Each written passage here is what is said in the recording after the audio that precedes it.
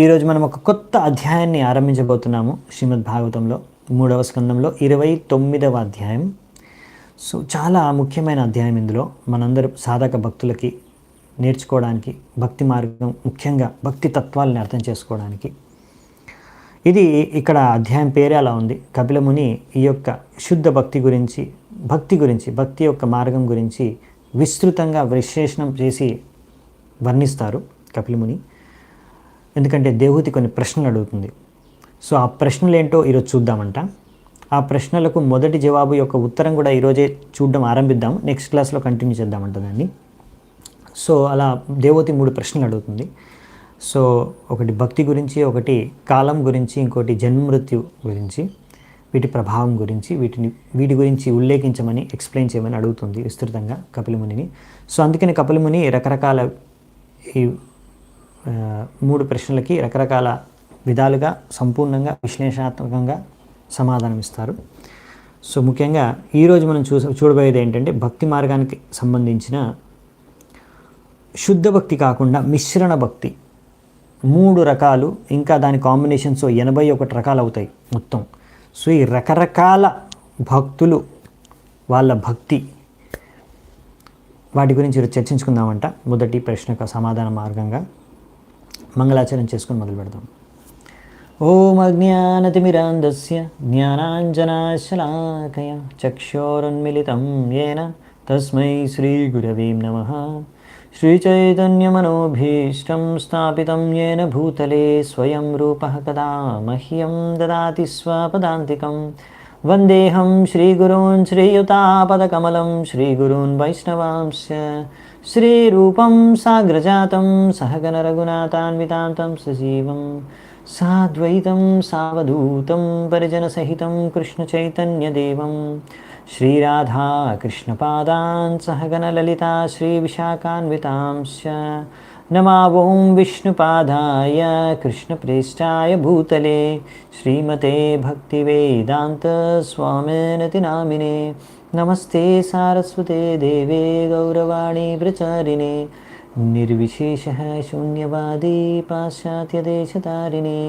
నమో మహావదన్యాయ కృష్ణప్రేమప్రదాయతే కృష్ణాయ కృష్ణచైతన్య నామినే గౌరత్వసే నమః.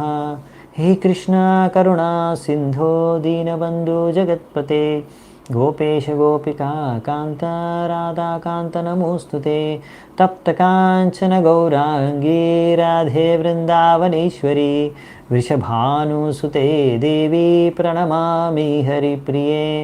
నీలాచల నివాసాయ నిత్యాయ పరమాత్మనే బలభద్ర సుభద్రాభ్యాం జగన్నాథాయ తే నమః. వాంఛాకల్పతరుభ్యశ్చ కృపాసింధుభ్య ఏవ చ పతితానాం పావనేభ్యో వైష్ణవేభ్యో నమో నమః. జయ శ్రీకృష్ణ చైతన్య ప్రభు నిత్యానంద శ్రీ అద్వైత గదాధర శ్రీవాసాది గౌరభక్తవృంద. హరే కృష్ణ కృష్ణ కృష్ణ హరే హరే హరే రామ రామ రామ హరే హరే. హరే కృష్ణ. మొదటి 2 శ్లోకాలు ఒకటేసారి ఇచ్చారు. ఇక్కడ దేవహూతి అడుగుతుంది కపిలముని. 2 శ్లోకాలు ఒకేసారి చూద్దామంట. దేవహూతిర్వాచ లక్షణం మహదాదీనం ప్రకృతే పురుషస్య చ స్వరూపం లక్ష్యతే మీషాం ఏన తత్పారమార్థికం యథా సాంఖ్యేషు కథితం యన్మూలం తత్ప్రచక్షతే భక్తియోగస్య మే మార్గం బ్రూహి విస్తరశః ప్రభో.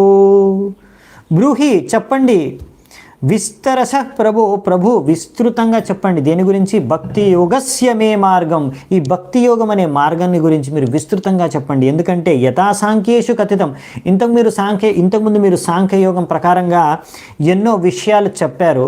ఈ యొక్క భౌతిక ప్రకృతి గురించి, ఆత్మతత్వం గురించి, ఇలా అన్ని తత్వాలు విశ్లేషణాత్మకంగా మీరు చెప్పారు. కానీ అన్నిటికీ మూలమైన, అన్నిటి లక్ష్యమైన ఈ భక్తి యోగం గురించి ఇంకా విస్తృతంగా నేను తెలుసుకోవాలనుకుంటున్నాను. అందుకే మీరు దీని గురించి నాకు తెలియచేయండి అనేసి ఇక్కడ ఎందుకంటే భక్తి యోగం అనేది అన్నిటి లక్ష్యం, అన్ని తత్వాలు, అన్ని సిద్ధాంతాల యొక్క లక్ష్యం భక్తి యోగం. అందుకే దాని గురించి తెలియజేయమని ఇక్కడ దేవహూతి ఈ 2 శ్లోకాల్లో కపిలమునిని అడుగుతుందన్నమాట. సో ఒకవేళ ఏ సిద్ధాంతం యొక్క లక్ష్యం భక్తి యోగం కాకపోతే అటువంటి సిద్ధాంతాన్ని ఇక్కడ ప్రభుపాల ద్వారా అంటున్నారు మెంటల్ స్పెక్యులేషన్ అంటే తన మనసుతో ఏదో ఆలోచించుకొని ఏదో సిద్ధాంతం ఆయన సృష్టించుకున్నాడు. సో అటువంటి సిద్ధాంతం అంటే దేనికి పనికిరాని సిద్ధాంతం, తర్వాత మళ్ళీ చెప్తారు దాని గురించి. సో అంటే ఏ సిద్ధాంతం అయినా సరే అది భగవంతుడి యొక్క భక్తి యోగకు మార్గానికి అది లక్ష్యంగా ఉండాలి. అంటే లక్ష్యానికి చేరుకునే విధంగా ఉంటే అప్పుడు ఆ సిద్ధాంతం ఉపయోగకరం, లేకపోతే అది ఏ మాత్రం ఉపయోగం లేదు అటువంటి సిద్ధాంతం. సో ఇంకొకటి వచ్చేసి కొంతమంది భక్తి చేస్తూ ఉంటారు, కానీ వారికే తెలియదు ఎందుకు భక్తి చేస్తున్నారు ఒకరి పట్ల. సో వాళ్ళు అనుకుంటారు నేను చాలా గొప్ప భక్తుడిని, నేను భక్తి చేసేస్తున్నాను, కానీ వాళ్ళకి సిద్ధాంతం తెలియదు. అలా సిద్ధాంతం తెలియక భక్తి చేసే వాళ్ళని సెంటిమెంటలిస్ట్ అంటారు. సెంటిమెంట్ చాలామంది బయట అలాగే అనుకుంటారు, భక్తి మార్గాన్ని అనుసరించే వాళ్ళందరూ సెంటిమెంటల్ వాళ్ళు, అందుకనే భక్తి చేసుకుంటున్నారని. ఎందుకంటే చాలామంది భక్తి చేసుకునే వాళ్ళు బయట గుడిలోకి వెళ్తున్నారు చాలామంది, ఎందుకు తెలీదు. భగవంతుడు ఉన్నాడా అంటే ఉన్నాడనే నమ్మకం ఉంది. ఎందుకు నమ్మకం, ఎలా రుజువు చేయగలరు, మీరు ఏమైనా చెప్పగలరా? ఏమీ చెప్పలేరన్నమాట. భగవంతుడు అంటే ఎవరు, ఎక్కడుంటారు, ఏం చేస్తారు తెలియదు. మరి అసలైన లక్ష్యం ఏంటి, భగవంతుడి దగ్గరికి వెళ్ళి పూజించుకోవడానికి తెలియదు. అసలు ఏ తత్వాలు తెలియదు, ఏ సిద్ధాంతం తెలియదు, కానీ ఏదో ఒక నమ్మకం ఉంది. అలా ఏదో నమ్మకం, ఏదో మనసుకి నచ్చింది అది చేస్తున్నారు అంతే. దానికి ఒక బేసిస్, ఒక తత్వము, సిద్ధాంతం, జ్ఞానం ఏం లేదన్నమాట. దాన్ని సెంటిమెంటల్ అంటారు, సెంటిమెంట్. సో ఇవి 2 కూడా సరికాదన్నమాట. సరైన సిద్ధాంతం ఉండాలి, తర్వాత మనం సరైన విధిగా భక్తిని అనుసరించాలి సరైన సిద్ధాంతంతో. అది అసలైన భక్తి యోగా అంటే. లేకపోతే ఇలా మనం ఎన్నో విషయాలు నేర్చుకొని ఎంతో జ్ఞానం సేకరించుకొని తర్వాత కూడా ఒకవేళ మనము భక్తి మార్గాన్ని అనుసరించలేకపోతే అటువంటి జ్ఞానము, సిద్ధాంతం అంతా కూడా వ్యర్థమే అని ఇక్కడ మనకి ప్రభుపాల ద్వారా వస్తుంది. ఎలాగైతే ఇక్కడ హస్కింగ్ ద ప్యాడీ అని ఉదాహరణ ఇచ్చారు, భాగవతంలో చెప్పారు ఈ విషయాన్ని ఇంకో చోట. అంటే మీరు హస్కింగ్ ద ప్యాడీ అంటే ఇప్పుడు మనం పంట పండినప్పుడు ధాన్యాలు తెలుగులో ఏమంటారు, సో ధాన్యాలు అంటే రైస్ గ్రెయిన్స్ ఉన్నాయి కదా, దానిపైన పొట్టు ఉంటుంది కదా, ఆ రైస్ గ్రెయిన్స్ని అందులోంచి తీసేసిన తర్వాత అన్ని రైస్ గ్రెయిన్స్ తర్వాత ఎంటీ పొట్టు మాత్రమే ఉంటుంది దాని చెట్టుకి. వడ్లు ఉమా అంటే నాకు అర్థం కాలేదండి. సో ఉకా ఓకే, ఉకా అంటారు దాన్ని. ఓకే, సో మామూలుగా అంటే వడ్లలోంచి బియ్యం సపరేట్ అయిపోయిన తర్వాత ఓన్లీ పైన చిలుక అది పొట్టు మాత్రమే ఉంటుంది కదా, దాన్ని ఏమంటారు? సో దాన్ని మీరు ఎన్నిసార్లు కొట్టినా కానీ ఇంకా దాంట్లోంచి ఇంకా బియ్యం ఏమి బయటికి రాదనమాట, ఎందుకంటే అందులో బియ్యం లేదు. సో అది దాన్ని ఎంత కొట్టినా కానీ ఇంకా ఏమీ ప్రయోజనం లేదనమాట. అటువంటిదే. సో నేను కొంతమందిని చూశాను, వాళ్ళు ఎన్నో సంవత్సరాల నుంచి క్లాసులకు వస్తున్నారు, మందిరానికి వస్తున్నారు, క్లాస్ అటెండ్ అవుతున్నారు, కానీ ఇప్పటివరకు కంటిమాలను కూడా ధరించలేదు. ఇంకా దీక్ష వదిలేయండి. నేను అన్నాను, మరి ఏంటి మీరు ఇన్ని రోజుల నుంచి క్లాస్కి వస్తున్నారు, మరి కంటిమాలను ధరించవచ్చు కదా అంటే లేదు, మరి ఎందుకు వస్తున్నారు క్లాస్కి అంటే మేము క్లాస్ బాగా మాకు చాలా విషయాలు, కొత్త విషయాలు, ప్రతి క్లాస్లో మీరు కొత్త విషయాలు చెప్తారు, ఆ కొత్త విషయాలు, కొత్త జ్ఞానం సేకరించడం కోసం వస్తున్నాము. మరి అన్న సరే చాలా మంచిది, ఇన్ని విషయాలు అర్థం చేసుకున్నారు కదా, మరి ఈ విషయం అర్థం చేసుకుని ఉంటారు కదా మనము 4 నియమాలు పాటించి కంటిమాలను ధరించాలని. అప్పుడు వాళ్ళు అంటారు, యాక్చువల్లీ మేము బయట తింటూ ఉంటాము, మేము ఎందుకంటే బయట చాలా రుచికరమైన వంటలు బయట అక్కడ ఇక్కడ రోడ్లంబడి లేకపోతే హోటల్లో చాలా దొరుకుతూ ఉంటాయి, ఆ రుచిని మేము ఇంకా ఆసక్తిని వదులుకోలేకపోతున్నాం, ఎందుకంటే వాళ్ళు అందులో ఉల్లిగడ్డ, వెల్లిగడ్డ, ఉల్లిపాయ లేకపోతే కోడిగుడ్లు అన్నీ వేసి చేస్తారు కదా బేకరీలో, అన్ని కేకులు అవన్నీ కూడా, మరి అవన్నీ తినాలని మాకు ఇంకా చాలా ఆసక్తి ఉంది, అవి వదులుకోలేకపోతున్నాం. ఓహో, అందుకనే ఇవన్నీ అవసరమా, దీక్ష అవసరమా, ఇవన్నీ వేసుకోవడం అవసరమా, జ్ఞానం సేకరిస్తున్నాం కదా, మాకు జ్ఞానం తెలుస్తుంది చాలు. అరే జ్ఞానం తెలిసింది ఎందుకంటే జ్ఞానాన్ని సేకరించుకునేది మనం ఉపయోగించి భక్తి చేసుకోవడానికి, అంతేగాని ఏదో ఇన్ఫర్మేషన్ మాత్రం కలెక్ట్ చేసుకోవడానికి కాదనమాట. నాకు ఇంత జ్ఞానం ఉంటే ఏం లాభం, అది నువ్వు జీవితంలో ఉపయోగించకపోతే అంత జ్ఞానం ఉండి ఏం లాభం లేదు. అదే ఇక్కడ చెప్తున్నారనమాట. సో అలా కొంతమందికి అలా ఇంతకుముందు సెంటిమెంట్ గురించి చెప్పారు కదా, కొంతమందికి అలా ఒక చిన్నప్పటి నుంచి ఏదో నమ్మకం ఉంటుందన్నమాట. దానికి ఒక ఆధారం ఉండదు, దానికి ఒక సిద్ధాంతం ఉండదు వెనకాల, కానీ ఒక నమ్మకం ఉందంతే. నేను ఒక ఫ్రెండ్ని తీసుకొచ్చానమాట. నేను కాలేజీలో ఉన్నప్పుడు మన ప్రోగ్రామ్కి ఇస్కాన్ ప్రోగ్రామ్కి తీసుకెళ్ళాను. అతను అటెండ్ అయ్యాడు, అంత బాగానే ఉంది. ఎలా ఉందంటే చాలా బాగుంది అన్నాడు. అన్ని కీర్తన క్లాసు ప్రసాదం అన్నీ తీసుకున్నాడు, అంతా అయింది. దాని తర్వాత నేను అన్నాను, సరే మరి ప్రతి వారం క్లాస్ జరుగుతుంది రండి మీరు అంటే, అతను అన్నాడు, మీరు ఇక్కడ కృష్ణుడిని పూజిస్తారు, నేను కృష్ణుడిని పూజించను, నేను శివుణ్ణి పూజిస్తాను, అందుకనే నేను మీ ప్రోగ్రాంకి రాలేను, మీరు చేసుకోండి. నేను అన్నాను, అచ్చా మీరు శివుణ్ణి పూజిస్తారా, మంచిదే, మరి ఎందుకు పూజిస్తారు శివుడిని అంటే, అది నాకు తెలియదు. మీరు శివుడు చెప్పిన ఏమైనా శిక్షణలు ఏమైనా చదువుతారా, మీరు చెప్పిన శిక్షణలు ఏమైనా పాటిస్తారా అంటే, అవన్నీ నాకేం తెలియదు, శివుడు ఏం చెప్పాడో నాకు తెలియదు. మరి శివుడు మీరు భక్తి అంటే రోజు ఏమైనా శివుడి కోసం ఏమైనా చేస్తారా, మరి పూజ అర్చన అవి ఏం చేయము, మరి శివుడు భక్తులు అంటున్నారు మీరు అంటే. చిన్నప్పటి నుంచి నాకు నా మనస్సుకి శివుడు నచ్చాడు అంతే, నేను శివుడు భక్తుడిని, నేను శివుడినే పూజిస్తాను, శివుడిని ఆరాధిస్తున్నాను, ఇంకొకరిని ఆరాధించను. ఇదన్నమాట వాళ్ళ ఎక్స్ప్లెనేషన్. అంటే సెంటిమెంట్ అనమాట. చిన్నప్పటి నుంచి నాకు ఒక దేవుడు ఎవరో నచ్చారు, ఇంకా అతనే నా జీవితాంతం, అతనే నాకు ఆదర్శం, అంతేనమాట. సరే మీరు ఎవరో నచ్చారు, నీకు సరే బాగానే ఉంది, మరి వాళ్ళు ఏం చెప్తున్నారు అవన్నీ నేర్చుకుంటున్నారా? మరి శివుడు ఏం చెప్తున్నాడు, కృష్ణుని ఆరాధించమని చెప్తున్నాడు. మరి వింటే తెలుస్తుంది కదా భాగవతంలో. సో ఇలా కొంతమంది ఏంటంటే సెంటిమెంటల్గా ఎవరినో ఆరాధిస్తూ ఉంటారనమాట. ఏవో నమ్మకం, మూఢనమ్మకమే కానివ్వండి, ఏదైనా కానివ్వండి. సో ఇలా అనేక జ్ఞానం నేర్చుకొని దాన్ని ఉపయోగించకపోవడం కూడా ఒక తప్పు అయితే, ఒక ఎక్స్ట్రీమ్ అయితే. ఇంకొకటి ఏంటంటే అసలు ఏ జ్ఞానం లేకుండా ఎవరినో ఒకరిని ఆరాధించడం, అది ఇంకొక వైపు అనమాట. ఇలా కాకుండా సరైన జ్ఞానంతో సరిగ్గా భక్తి చేసుకోవడం అవసరం. సో అందుకనే సరైన జ్ఞానం భక్తి గురించి, భక్తి తత్వం గురించి కావాలి మనకి. అందుకనే ఇక్కడ అడుగుతుందన్నమాట దేవహూతి. నెక్స్ట్ ప్రశ్న చూద్దాం దేవహూతిది. విరాగో ఏన పురుషో భగవన్ సర్వతో భవేత్ ఆచక్షు జీవలోకస్య వివిధ మమ సంస్కృతి. ఇక్కడ ఏం చెప్తున్నారంటే దేవహూతి అంటుంది, ఓ ప్రభు, దయచేసి మీరు నా కోసమే కాదు, అచక్ష్వ జీవలోకస్య, ఈ లోకంలో అన్ని జీవాత్మల గురించి ఆలోచించి వాళ్ళందరికీ మేలు జరిగేలా మీరు ఈ సంస్కృత అంటే జన్మ మృత్యువు దాని గురించి, జన్మ మృత్యు చక్రం గురించి, దానికి సంబంధించిన విషయాల్ని మీరు విస్తృతంగా చెప్పండి. ఎందుకంటే ఇలాంటివి వింటే, ఇలాంటి జ్ఞానం తెలుసుకుంటే అప్పుడు వారికి ఈ భౌతిక ప్రపంచం నుంచి విరక్తి లభించే అవకాశం ఉంది వ్యక్తులకి. అందుకనే ఇక్కడ అదే రాశారనమాట. లేకపోతే వాళ్ళు ఇలా జన్మమృత్యు గురించి సత్యాలు సరిగ్గా తెలుసుకోకపోతే వాళ్ళు ఇలా ఏవో రకరకాల కర్మలు చేసుకొని ఇంకా రకరకాల శరీరాలని ధరించి, ఒక్కొక్కసారి మనిషి శరీరం దొక్కదు. ఇప్పుడు మనకి మనిషి శరీరం దొక్కింది ఏంటంటే మనం దీన్ని సరిగ్గా వినియోగించుకున్నాం అనుకోండి, భగవద్ధామానికి వెళ్ళిపోతాం.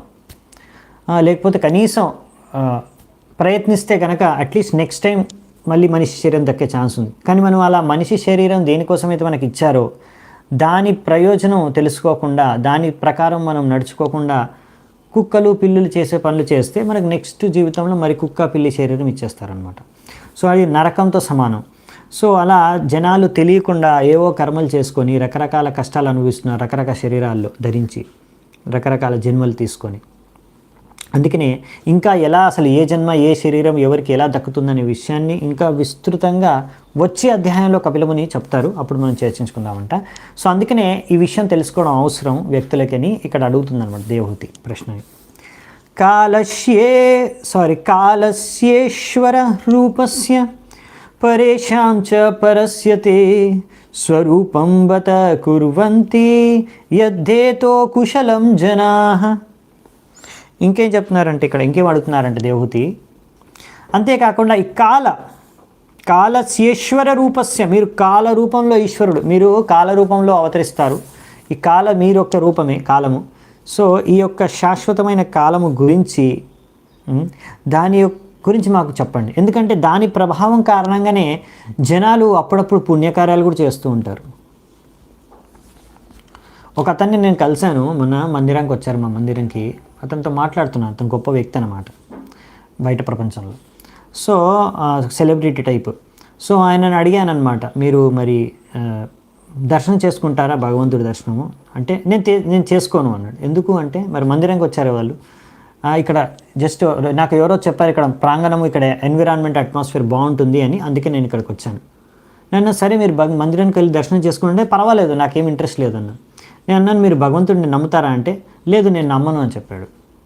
అంటే ఆయనకు భగవంతుడు అంటే నమ్మకం లేదంట. నన్ను సరే మరి మీ అభిరుచి ఏంటి, మీరు ఏం చేయాలనుకుంటున్నారు మీ జీవితంలో అంటే నేను ఏదైనా మంచి పని చేయాలనుకుంటున్నాను, ఏదైనా సేవ చేయాలనుకుంటున్నాను, మనిషికి మానవ సేవ చేయాలనుకుంటున్నాను. ఎందుకండి అంటే నేను చనిపోయినప్పుడు దాని తర్వాత నన్ను ఎవరు గుర్తుపెట్టుకుంటారు, నన్ను ఎవరు గుర్తుపెట్టుకోరు. కానీ నేను చేసిన కార్యాలని, నేను ఏదైనా మంచి పని చేస్తే అప్పుడు నేను అమరుణ్ణి అయిపోతాను. నేను మృత్యు తర్వాత కూడా నన్ను ఎప్పుడు గుర్తు చేసుకుంటూ ఉంటారు జనాలు. నాకు అదే కావాలి, అటువంటి అమరత్వం కావాలి నాకు. అందుకే నేను సేవ చేస్తాను, ఏదైనా మనిషికి సేవ చేస్తాను, మీరేమైనా అలాంటి సేవ ఉంటే చెప్పండి నాకు అంటారు. సో ఇదన్నమాట పరిస్థితి జనాలది. సో ఎందుకంటే తెలుసు కొన్ని రోజుల తర్వాత నా మృత్యు అయిపోతుంది, చనిపోతాను నేను. మరి చనిపోయేలోపు ఏదో ఒకటి చేస్తే తర్వాత కూడా నేను ఫేమస్ అవ్వడానికి ఏం చేయాలి అలా ఆలోచిస్తుంటారు జనాలు. సమయం ప్రభావం ఇదంతా. సో కానీ జనాలకి అర్థం కావాలి సరిగ్గా, సిద్ధాంతం సరిగ్గా అర్థమైతే అప్పుడు వాళ్ళు భగవంతుడిని ఆశ్రయిస్తారనమాట. అసలైన లాభం, శాశ్వత లాభం అక్కడే దక్కుతుంది మనకి ఒక వ్యక్తికి. నెక్స్ట్ 5వ శ్లోకం. లోకస్య మిథ్యాభిమతేరచక్షుషస్ చిరం ప్రసుప్తస్య తమస్య నాశ్రయే శ్రాంతస్య కర్మస్వనువిద్ధయా ధియా త్వం మా విరాశీ కిల యోగ భాస్కర. హే ప్రభు, మీరు యోగ భాస్కర అంటే యోగ పద్ధతిని మీరు అందరికీ తెలియజేసే భాస్కర అంటే సూర్యుడు. మీరు యోగ భాస్కర అంటే యోగా సూర్యుడు అంటే మీరు యోగ పద్ధతి ద్వారా అందరికీ వెలుతురిని ప్రసాదించి అంధకారంలో ఉన్న వ్యక్తులందరి యొక్క తమో గుణంలో అంధకారంలో ఉన్నారు ఇక్కడ అందరూ. అవునా? ఇక్కడ రాశారు ప్రసుప్తస్య నిద్రపోతున్నారు అందరూ, చిరం చాలా కాలం నుంచి నిద్రపోతున్నారు. ప్రసుప్తస్య తమస్య అనాశ్రయే, ఈ తమో గుణంలో ఉండి నిద్రపోతున్నారు అంధకారంలో. తద్వారా ఎవరిని ఆశ్రయించట్లేరు, భగవంతుడిని ఆశ్రయించట్లేదు వీళ్ళు ప్రజలందరూ కూడా. ఇటువంటి బద్ధజీవులందరికీ జ్ఞానోదయం చేసే, ఆ జ్ఞానం పంచేది మీరే. ఆ విధంగా మీరు వాళ్ళలో ఉన్న అంధకారాన్ని, సూర్యుడు ఎలాగైతే అంధకారాన్ని తొలగించేస్తాడో ఆ విధంగా మీరు వాళ్ళ అజ్ఞానాన్ని తొలగించేయచ్చు. మీ యొక్క అసలైన జ్ఞానాన్ని ప్రసాదించి మీరు యోగా గురించి యోగ భాస్కర అని ఇక్కడ అందుకే చెప్తుందనమాట. ఎందుకంటే ఆమె అంటుంది ఇక్కడ చాలామంది వ్యక్తులు ఎంతో కష్టపడుతున్నారు భౌతికంగా, ఎన్నో కష్టపడి ఎన్నో రకాల కార్యాలు కర్మలు చేసుకొని అందులోనే మళ్ళీ బందీ అయిపోయి భౌతిక ప్రపంచంలోనే ఉండిపోతున్నారు. ఇంకా అంతేకాకుండా వాళ్ళు ఎంతో అలసిపోతున్నారు.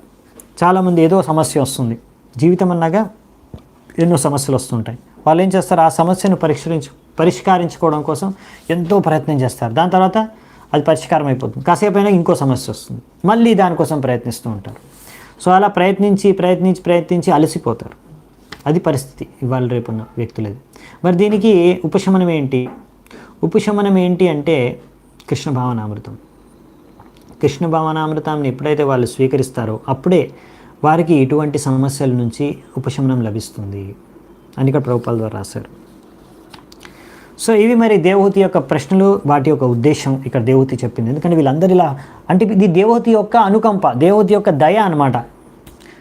ఇప్పుడు మరి దేవహూతి తన ప్రశ్నలు చెప్పింది, ఎందుకు ప్రశ్నలకు జవాబులు కావాలో ఆ ఉద్దేశాన్ని కూడా వ్యక్తం చేసింది ఇప్పుడు శ్లోకంలో. ఇప్పుడు మరి నెక్స్ట్ కపిలముని చెప్పబోతున్నారు, అది మనకు మైత్రేయ ముని వర్ణిస్తున్నారు. మైత్రేయ ఉవాచ ఇతి మాతుర్వచ శ్లక్ష్ణం ప్రతినంద్యా మహాముని ఆబభాషే కురు శ్రేష్ఠ ప్రీతస్తాం కరుణార్దిత. మైత్రేయముని అంటున్నారు, వంశంలో శ్రేష్ఠుడు అయిన ఓ విదురా, మనకు తెలుసు కదా, గుర్తుందనుకుంటాం మీ అందరికీ. ఇప్పుడు ఇవంతా కూడా మైత్రేయుని విదురుడు చెప్తున్నాడు, అవునా? అందులో ఇప్పుడు కపిలముని ఏమన్నాడు? మరి కపిలముని ఆ విధంగా తన తల్లి యొక్క ఈ దయా గుణాన్ని, సామాన్య ప్రజలు బద్ధజీవుల పట్ల ఉన్న అనుకంపను చూసి ఆయన ఎంతో సంతోషించాడు. ఆమె ప్రశ్నలకి ఎంతో సంతృప్తి చెందాడు. ఎందుకు అంటే భగవద్గీతలో కృష్ణుడు అంటాడు ఏమని, ఎవరైతే ఈ భగవద్గీత సందేశాన్ని, దీని సారాన్ని, అది నాకు శరణాగతం అవ్వాలి అనే విషయాన్ని గురించి ఎవరైతే ప్రచారం చేస్తారో వారు నాకు అందరికన్నా ప్రియులు, వారి పట్ల నేను చాలా సంతృప్తి, ప్రసన్నుణ్ణి అని కృష్ణుడు స్వయంగా చెప్తాడు. ఎందుకంటే కృష్ణుడు ఉద్దేశం ఆయన భగవద్గీత చెప్పేదానికి, ఇక్కడ రావడానికి కూడా, అవతారం తీసుకోవడానికి కూడా, ఇప్పుడు రేపు చైతన్య మహాప్రభు ఒక ఆవిర్భావ తిథి, గౌర పూర్ణిమ. సో చైతన్య మహాప్రభు కూడా ఆవిర్భవించింది ఇదే కారణంగా. ఇక్కడ బద్ధజీవులు ఎంతో కష్టపడి ఇక్కడే బందీ అయిపోయి ఉన్నారు, వీళ్ళందరికీ ముక్తి ప్రసాదించడానికి, వీళ్ళందరికీ శాశ్వతంగా ఆనందం, జీవితాన్ని, ఆధ్యాత్మిక జీవితాన్ని ప్రసాదించడానికి ఆయన వచ్చారు. హరే కృష్ణ మహామంత్రం యొక్క హరినామ సంకీర్తన ఆందోళనను, ఆయన ఉద్యమాన్ని మొదలుపెట్టారు. దానికోసం ఆయన అవతరించారు. సో కృష్ణుడు కూడా దానికోసం అవతరించారు. ఆయన కూడా ఈ భగవద్గీత శిక్షణలు ఇచ్చారు.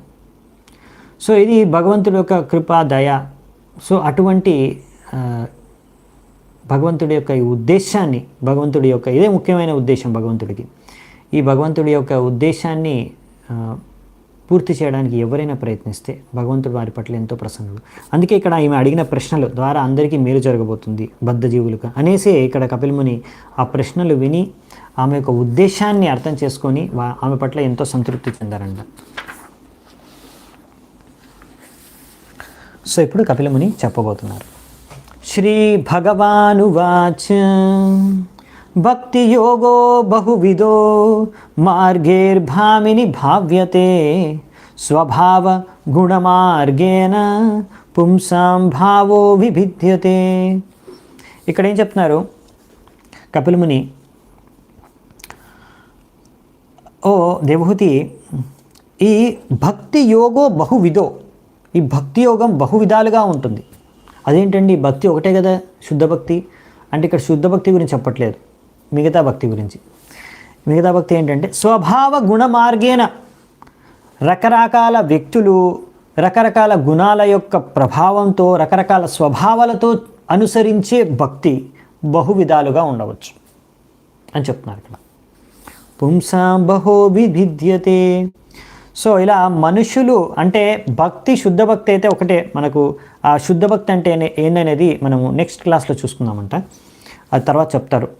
కానీ దానికన్నా ముందు మిశ్రణ భక్తి అంటే ఇది శుద్ధ భక్తి కాదు, గుణాల, 3 గుణాల ప్రభావం చేత వ్యక్తులు రకరకాల భక్తి చేసుకుంటారన్నమాట. ముఖ్యంగా 3 గుణాలు ఉన్నాయి, సత్వగుణం, రజోగుణం, తమోగుణం. అంటే ఇప్పుడు తమో గుణం చేత ప్రభావితమైన వ్యక్తి ఏ విధంగా భక్తి చేసుకుంటాడు అదొక రకం. అలాగే రజోగుణం చేత ప్రభావితమైన వ్యక్తి ఎటువంటి భక్తిని అనుసరిస్తాడు అది ఇంకొక రకం. అలాగే సత్వగుణం చేత ప్రభావితమైన వ్యక్తి ఎలా భక్తి చేసుకుంటాడు అది 3వ రకం. ఇది 3 ప్రధాన రకాలు. కానీ ఇప్పుడు అందరూ 3 గుణాల చేత వేరే వేరే పర్సంటేజ్లో ప్రభావితం వారికి కనుక వారి కాంబినేషన్స్లో ఇంకా నవవిధ భక్తి మనకి తర్వాత చెప్తారు. మరి నవవిధ భక్తి అది ఇప్పుడే చెప్పేస్తున్నాను మీకు. సో నవవిధ భక్తి 9 రకాలుగా చేసుకోవచ్చు. ఇందులో కూడా మీరు శ్రవణం, హియరింగ్, అది కూడా మీరు తమోగుణంలో, సత్వగుణంలో, రజోగుణంలో చేసుకోవచ్చు. కీర్తనం, అది కూడా సత్వగుణం, రజోగుణం, తమోగుణంలో చేసుకోవచ్చు. ఇలా రకరకాల అన్ని 9 భక్తి మార్గాలు కూడా, 9 అంగాల భక్తి కూడా మీరు సత్వరజ తమోగుణాల్లో చేసుకోవచ్చు. సో ఇలాంటి కాంబినేషన్స్ అన్నీ చూసుకొని రకరకాల భక్తులు, రకాలు ఉంటారు భక్తుల్లో. మొత్తం ఇలా 9, 3 ఇంటూ చేసుకొని మొత్తం 81 వివిధ రకాల మిశ్రణ భక్తులు ఉంటారు. డిఫరెంట్ లెవెల్స్ అన్నమాట. శుద్ధ భక్తి కన్నా ముందు ఈ 81 లెవెల్స్ ఉన్నాయి. అంటే శుద్ధ భక్తి కన్నా ముందు మిశ్రణ భక్తి, ఆ మిశ్రణ భక్తిలో 81 లెవెల్స్ బద్ధజీవులు చేసుకునేవి.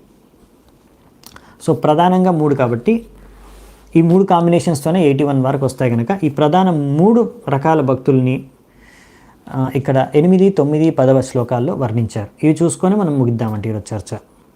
ఇది చాలా ముఖ్యమైనది మన భక్తి జీవితంలో మనం అర్థం చేసుకోవాలి. ఇది ఎందుకు అంటే మనకు 2 విధాలుగా, ఒకటి మనం ఏ స్థాయిలో ఉన్నామో అర్థం చేసుకోవడానికి, ఇంకొకటి మనము ఈ స్థాయి నుంచి అధిగమించి ముందుకు ఎలా వెళ్ళాలి భక్తి మార్గంలో, ఏ లెవెల్లో. ఇప్పుడు ఆ 81లో ఎక్కడున్నాం మనము, దాని నుంచి ఆ 81 క్రాస్ చేసి ఎప్పుడు శుద్ధ భక్తులు అవుతాం, దానికోసం ఏం ప్రయత్నం చేయాలి అని దాన్ని మనం ప్లాన్ చేసుకోవచ్చు. ఇంకొకటి దానికి అలాగే ప్రతి ఒక్కరూ ఒక్కొక్క స్థాయిలో ఒక్కొక్క రకమైన భక్తి చేసుకుంటున్నారు. సో మనం అర్థం చేసుకుని వాళ్ళు ఏ భక్తి ఏ స్థాయిలో ఉన్నారు, అలా అని వాళ్ళు ఎంత మనం సాంగత్యం చేయాలి, ఎవరితో మనం సాంగత్యం చేస్తే మనము భక్తిలో ఉన్నతి సాధించగలం అనే విషయాన్ని కూడా మనం తెలుసుకోవచ్చు.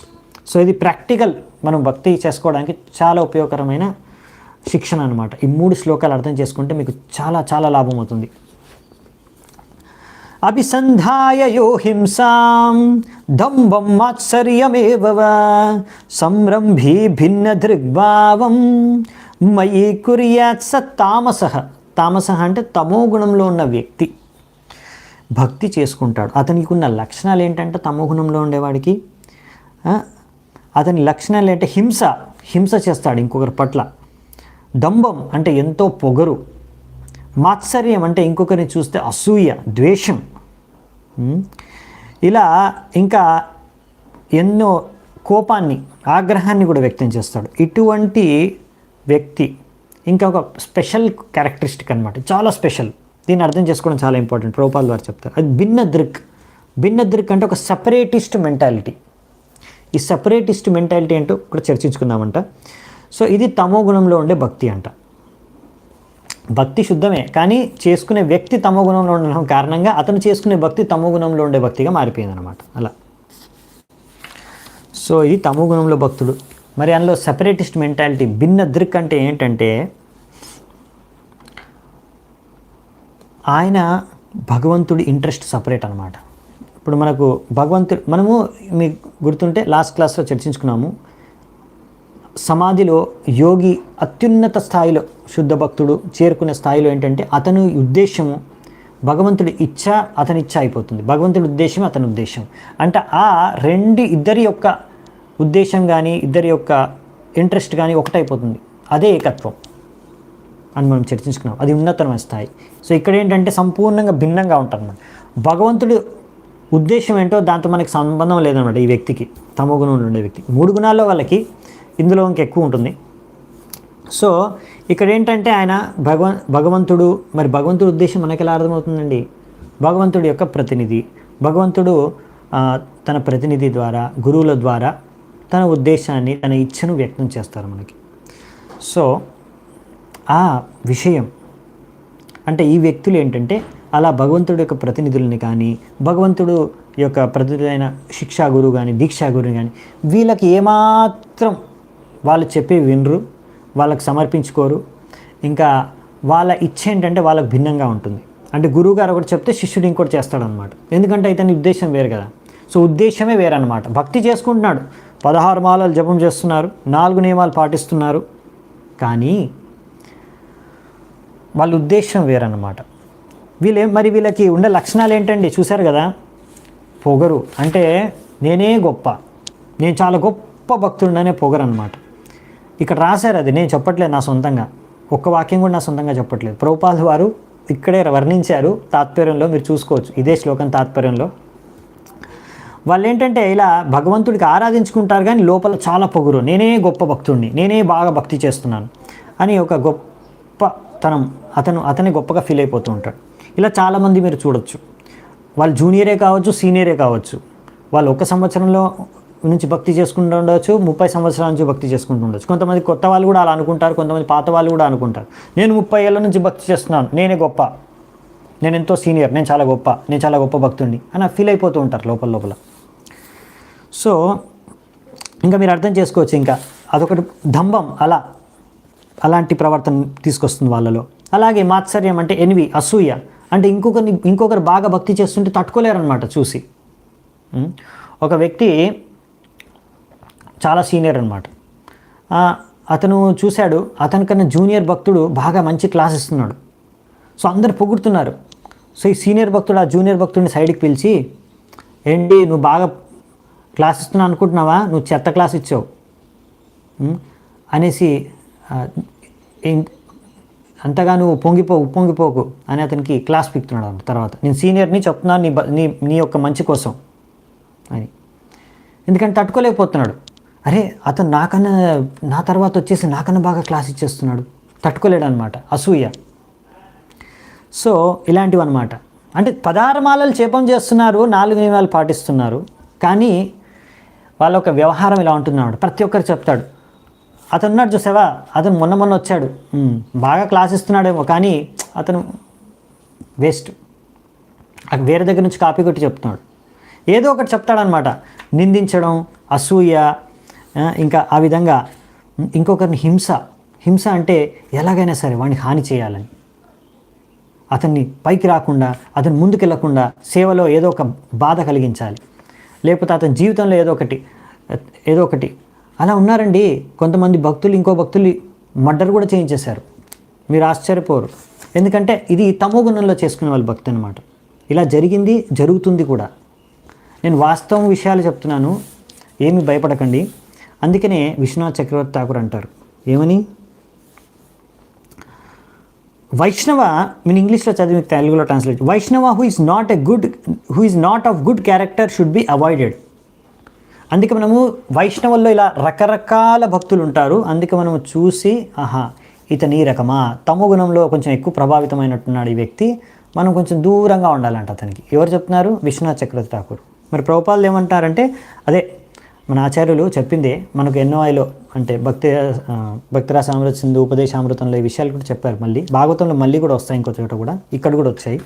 సో ప్రభుపాద రాస్తున్నారు ఏమని, అలాంటి వ్యక్తులకి, తమో గుణంలో ఉండే అలా వైష్ణవులకి, వాళ్ళు ఎవరైనా సరే, బ్రహ్మచారి, వానప్రస్థ, గ్రహస్థ, సన్యాసి, ఇంకా ఎవరైనా సరే, 1 సంవత్సరం నుంచైనా ఉండనివ్వండి, 10 ఏళ్ళు, 20 ఏళ్ళు, 30 ఏళ్ళ నుంచి భక్తి చేసుకుంటున్నా సరే, ఎవరైనా సరే, ఒకవేళ ఇలాంటి లక్షణాలు ప్రదర్శన చేస్తుంటే, తమో గుణంలో ఉండి భక్తి చేసుకుంటూ ఉంటుంటే, అలాంటి వారిని దూరం నుంచి మనం హరే కృష్ణ ప్రభు, హరే కృష్ణ మాతాజీ, హరే కృష్ణ అనేసి పక్కన వెళ్ళిపోవాలన్నమాట.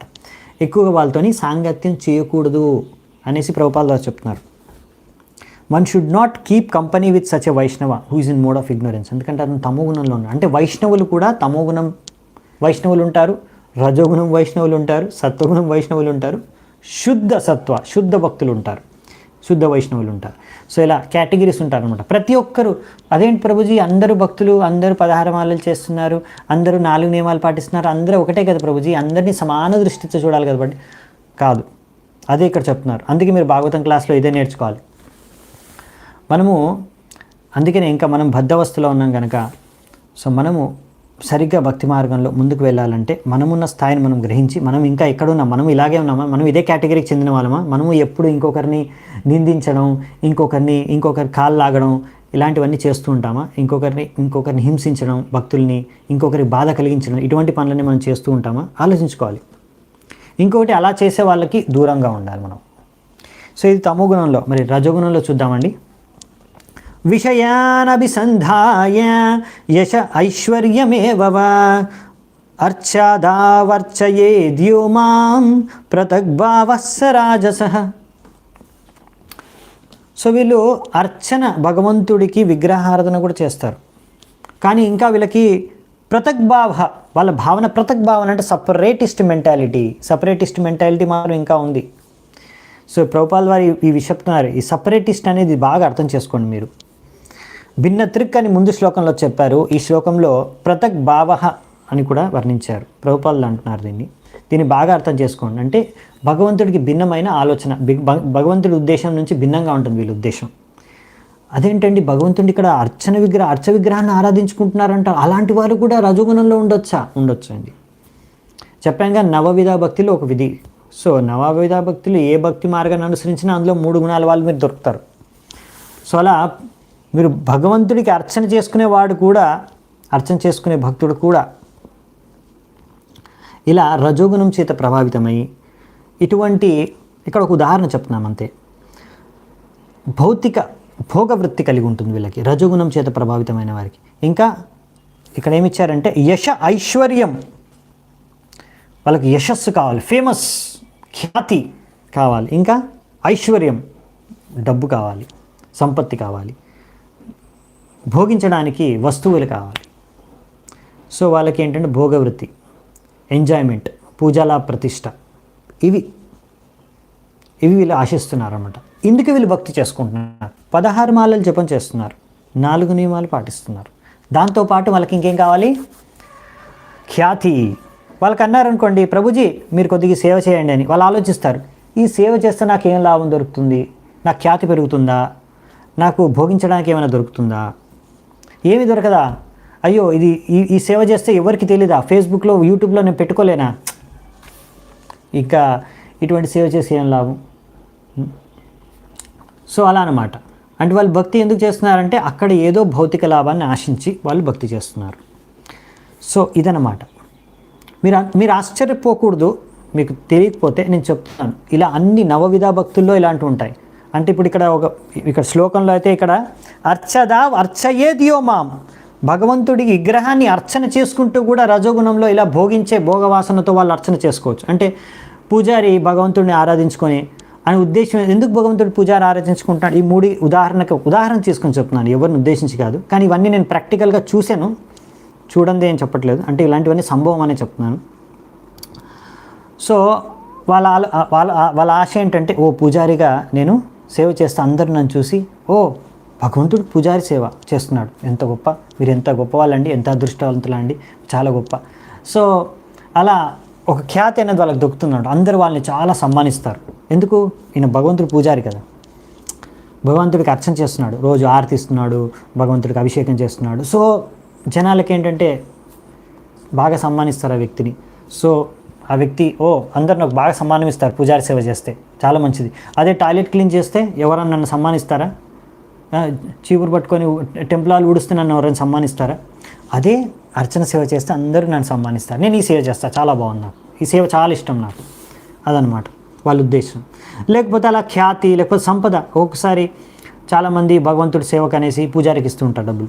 సో అతను చూసుకున్నాడు అనుకో, అరే ఈ పూజారి సేవ చేస్తే చాలా డబ్బులు వస్తున్నాయి, నాకు కలెక్షన్ బాగా అవుతుంది.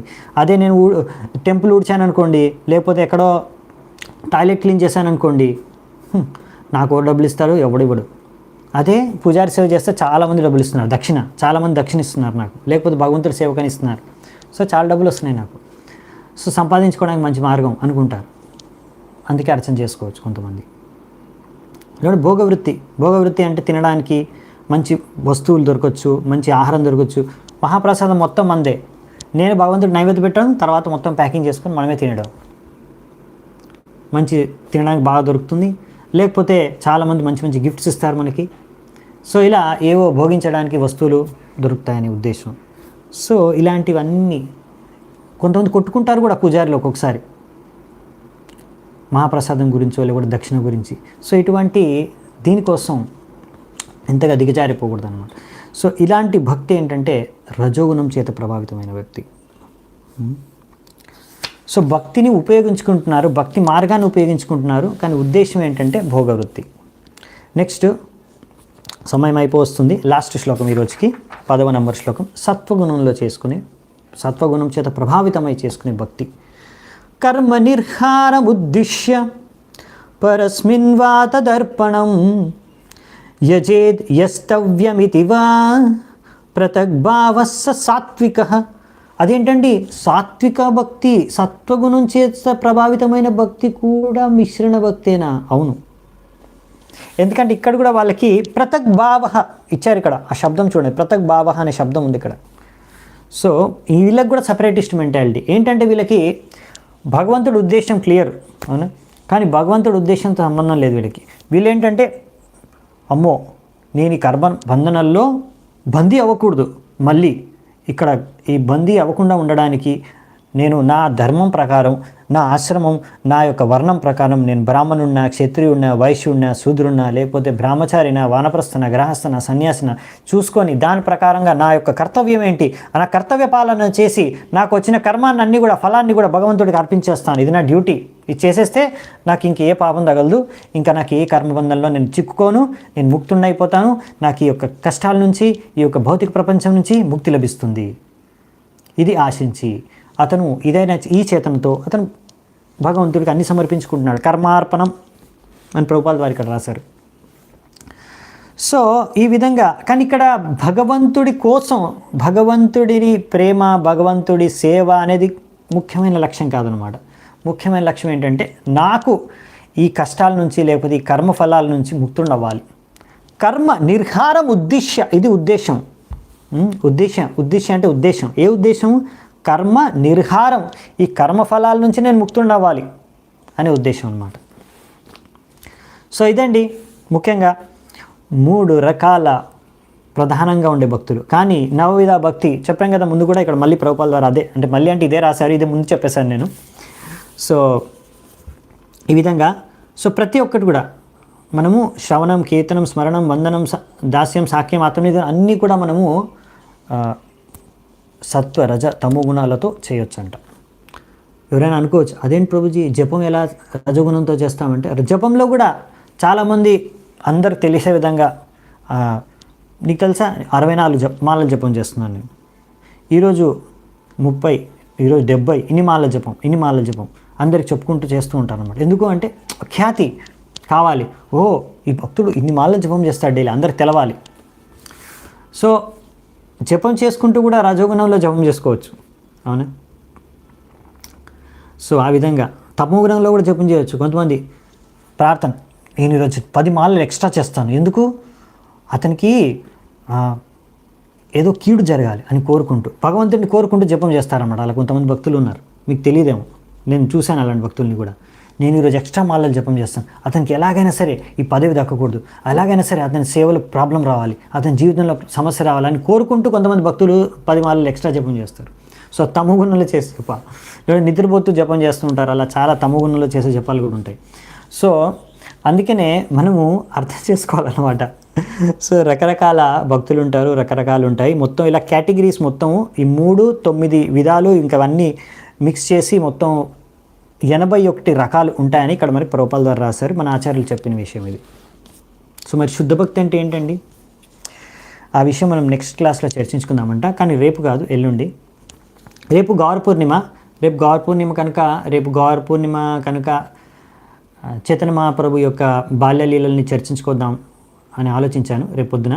సో రేపొద్దున 8:30కే స్టార్ట్ చేద్దామంట, సేమ్ టైము. మేబీ కొంచెం ఎక్కువసేపు క్లాస్ జరగవచ్చు, చూసుకొని. రేపు చైతన్య మహాప్రభు సంబంధించి సో స్పెషల్ లెక్చర్ ఉంటుంది. సో ఈరోజు ఇక్కడే నేను సెలవు తీసుకుంటాను. మీ అందరికీ ధన్యవాదాలు. హరే కృష్ణ. శిల ప్రభుపాద్ की जय, ग्रंथराज श्रीमद् भागवतम की जय, समवेत गौर भक्त वृंद की जय, निताय गौर सितनाथ प्रेमानंदी. हरि हरि बोल.